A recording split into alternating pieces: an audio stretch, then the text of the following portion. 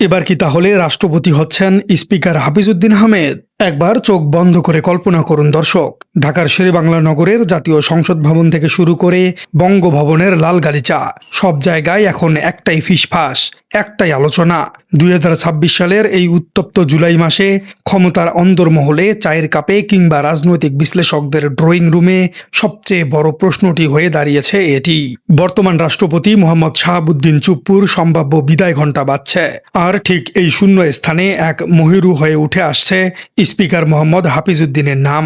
কিন্তু কেন হঠাৎ করে একজন স্পিকারকে নিয়ে পুরো দেশে কেন এত আলোচনা?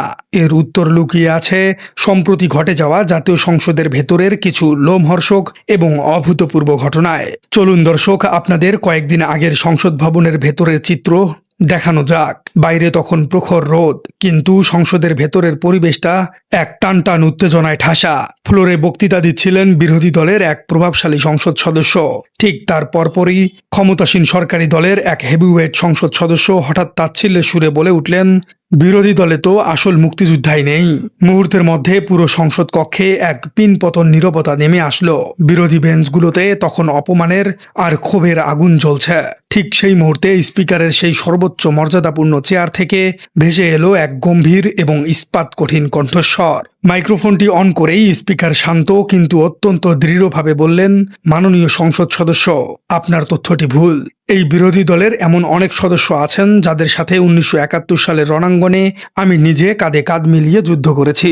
তারা প্রত্যেকেই রণাঙ্গনে বীর মুক্তিযোদ্ধা। এই একটি মাত্র কথায় সরকারি দলের এই প্রভাবশালী সদস্য স্তব্ধ হয়ে নিজের আসনে বসে পড়তে বাধ্য হলেন। কিন্তু এর মানে কি? এটা কেন এত বেশি গুরুত্বপূর্ণ? এর মানে হলো, স্পিকারের চেয়ারটি এখন আর সরকারের পকেটে থাকা কোনো রাবার স্ট্যাম্প নয়।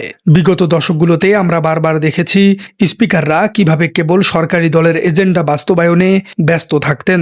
বিরোধী দলকে কথা বলতে না দেওয়া, মাইক বন্ধ করে দেওয়া কিংবা সরকারি দলের অন্যকে প্রশ্রয় দেওয়াই যেন অলিখিত নিয়ম হয়ে দাঁড়িয়েছিল। কিন্তু এখানেই আসল বিষয়। মেজর হাফিজ প্রমাণ করেছেন স্পিকারের চেয়ার কারোর পৈতৃক সম্পত্তি নয়, এটি পুরো রাষ্ট্রের নিরপেক্ষতার প্রতীক। আজকের এই তেলবাজি আর ব্যক্তি পূজার রাজনীতিতে যখন পদের লোভে মেরুদণ্ড বিক্রি করে দেওয়াটা খুবই স্বাভাবিক ঘটনা, তখন স্পিকারের এই নিরপেক্ষ এবং সাহসী অবস্থান পুরো দেশের মানুষকে এক নতুন আশা দেখাচ্ছে। তবে চমকের এখানেই শেষ নয়। সম্প্রতি সংসদে তিনি যা করেছেন তা বাংলাদেশের সংসদীয় ইতিহাসে রীতিমতো বিরল এক দৃষ্টান্ত। কয়েকদিন আগে এক ক্ষমতাধর মন্ত্রী সংসদের ফ্লোরে দাঁড়িয়ে বুক ফুলিয়ে প্রতিশ্রুতি দিয়েছিলেন যে আগামী 1 তারিখের মধ্যে দেশের গ্যাস সরবরাহ পুরোপুরি নিশ্চিত করা হবে। কিন্তু বাস্তবে সেই 1 তারিখ পার হয়ে গেলেও গ্যাস সংকটের বিন্দুমাত্র সমাধান হয়নি। পরবর্তীতে সেই মন্ত্রী যখন আবার সংসদে নিজের দপ্তরের ফাইল নিয়ে কথা বলে উঠলেন, স্পিকার মেজর হাফিজ তাকে মাঝপথেই থামিয়ে দিলেন। তিনি গম্ভীর গলায় মন্ত্রীকে সেই পুরনো প্রতিশ্রুতির কথা মনে করিয়ে দিয়ে বললেন, মাননীয় মন্ত্রী, সংসদে দাঁড়িয়ে দয়া করে এমন কোনো প্রতিশ্রুতি দিবেন না যেটা আপনি নির্দিষ্ট সময়ে পূরণ করতে পারবেন না। মনে রাখবেন, সংসদের প্রতিটি কথার পেছনে জনগণের অধিকার জড়িয়ে থাকে। এখানে প্রতিটি মিনিটের অন্তত 2 লাখ টাকা খরচ হয়। সহজ কথায় বললে, বর্তমান সংসদে সস্তা তেলবাজি বা কথার ফুলঝুরির কোনো জায়গা নেই।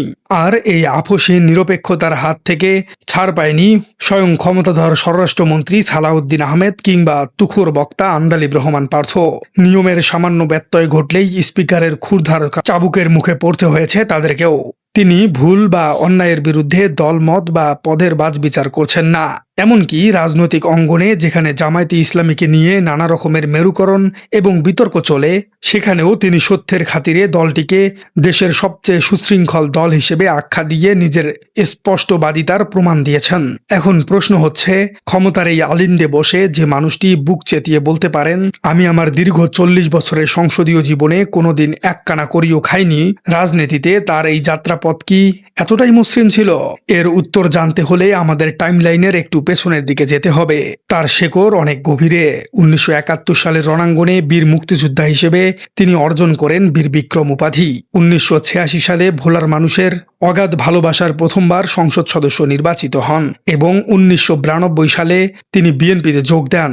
এরপর পর্যায়ক্রমে বেগম খালেদা জিয়ার মন্ত্রিসভার গুরুত্বপূর্ণ মন্ত্রী এবং দলের সর্বোচ্চ নীতি নির্ধারণী ফোরাম জাতীয় স্থায়ী কমিটির সদস্য হিসেবেও দায়িত্ব পালন করেছেন।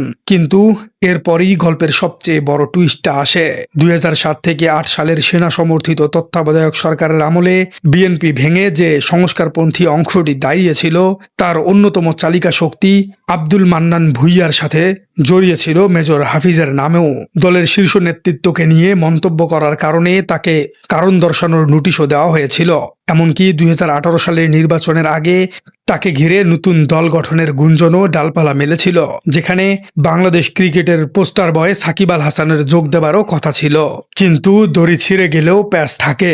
এই প্রবাদের মতো শত অভিমান, অপবাদ এবং রাজনৈতিক ঘূর্ণিঝড়ের পরেও তিনি কখনোই দল ত্যাগ করেননি, ট্র্যাক বদলাননি। তার এই দীর্ঘ প্রতীক্ষা এবং অনুগত্যের চূড়ান্ত ফল তিনি পেয়েছেন 2024 সালের রাজনৈতিক পট পরিবর্তনের পর। দলের শীর্ষ নেতা এবং বর্তমান প্রধানমন্ত্রী তারেক রহমান তার উপর পূর্ণ আস্থা রেখে প্রথমে তাকে মুক্তিযুদ্ধ বিষয়ক মন্ত্রী এবং পরে জাতীয় সংসদের স্পিকারের মতো গুরুদায়িত্ব অর্পণ করেন। তাহলে এখন সমস্যাটা কোথায়? সংসদ ভবনে যাবার ক্ষেত্রে মেজর হাফিজের বাধাটা আসলে কে?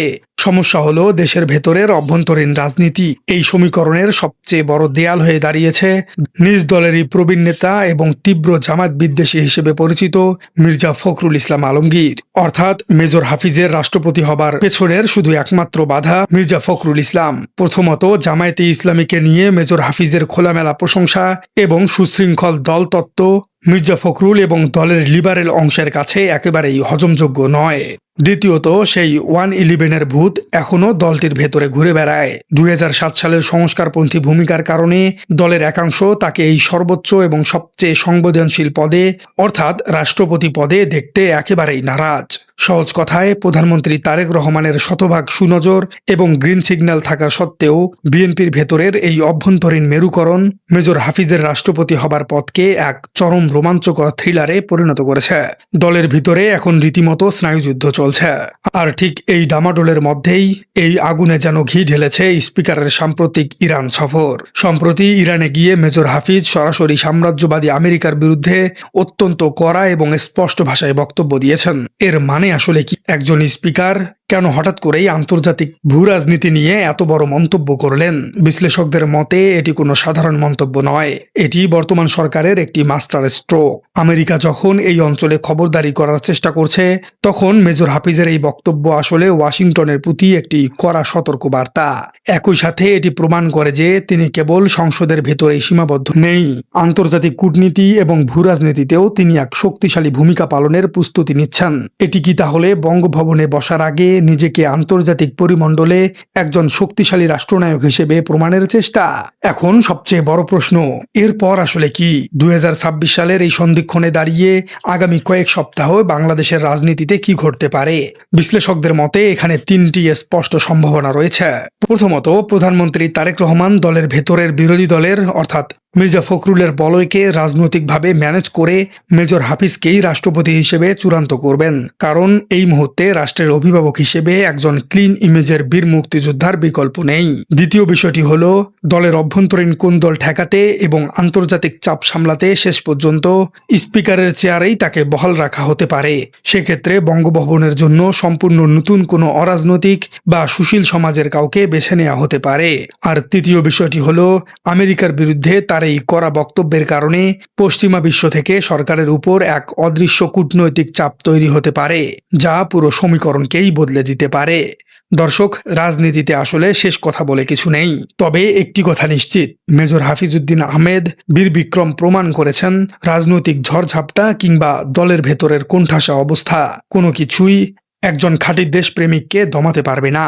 তিনি ক্ষমতার জন্য নিজের মেরুদণ্ড বিক্রি করেননি, সস্তা তেলবাজিকে বৃদ্ধাঙ্গুলি দেখিয়েছেন। প্রিয় দর্শক, আপনি কি মনে করছেন মেজর হাফিজউদ্দিন কি রাষ্ট্রপতি হিসেবে বঙ্গভবনের পরবর্তী অভিভাবক হিসেবে যোগ্য, নাকি মির্জা ফখরুলের আপত্তিতেই আটকে যাবে তার ভাগ্য? এই দুইজনের মধ্যে রাষ্ট্রপতি হিসেবে আপনি কাকে বেছে নেবেন? কমেন্টে জানিয়ে দিন আপনার মূল্যবান মতামত। আর আমাদের চ্যানেলে নতুন হয়ে থাকলে চ্যানেলটি সাবস্ক্রাইব করার অনুরোধ থাকলো। দেখা হচ্ছে পরবর্তী কোনো ভিডিওতে।